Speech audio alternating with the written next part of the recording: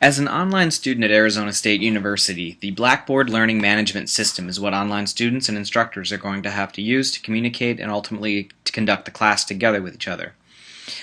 It is important that first week of instruction to log into Blackboard and to learn the navigation of each Blackboard page that you may have for your class or classes.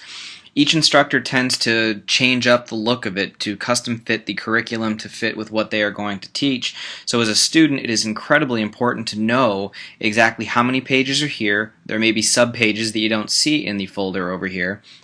And it's one of those situations where mid-semester you really don't want to be worried about where something is on the website. You should know exactly where all the resources are. Now when you log into Blackboard, it will default bring you to the announcements page, and obviously that is a very important page to frequently check to make sure that you're getting the most up-to-date information from your instructor. Things do tend to change throughout this course of a semester, so make sure to be checking the announcements to know what is changing. Now, outside of learning the navigation of your website, the second most important thing is to look at your course syllabus. Different than a face-to-face traditional class, online classes, as a student, it tends to have dates sneak up on you. You don't have somebody there to remind you face-to-face about an upcoming project, an upcoming assignment.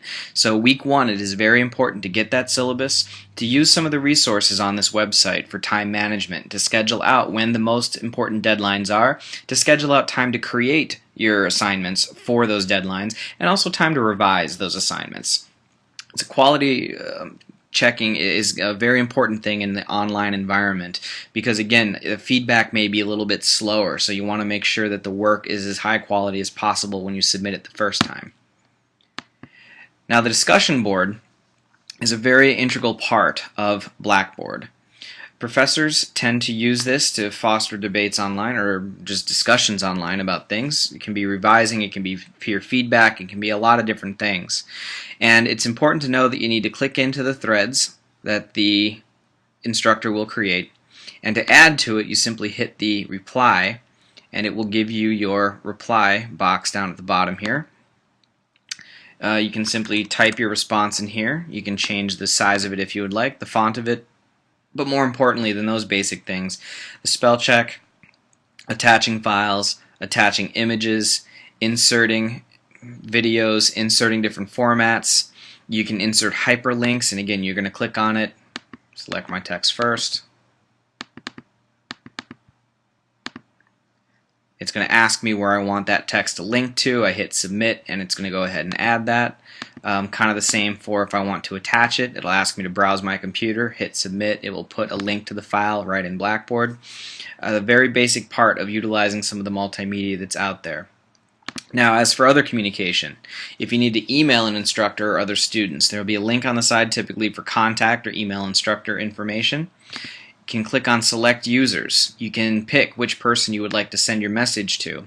Click their name, move them over to the selected, and then you can, just like an email, type in your subject, type in your message, go ahead, attach a file if you would like, and submit that to them, and it's the quickest way to find that contact information. Now, in addition to communication, the announcements, the discussion boards, of course you can be assessed on here, and in this class the instructor has added a reading quiz right here. Typically it'll warn you that you have X amount of time to be able to do it. You can go ahead and click begin, to which it will load it, and then you can type your answers. Save all of your answers as you go. Make sure you save them as you go in case something happens, and then when you are done you can save and submit, and it will tell you when you are done how much time you spent. It'll give you all the analytics on, give you some feedback on it, and it will either have to go to the instructor to grade it if it was a written question, or multiple choice ones tend to go straight into the grade book with the grade for instant feedback. Once again, Blackboard is the learning management system that online students here at Arizona State are going to have to get used to, and this was a brief tutorial on the overview of it.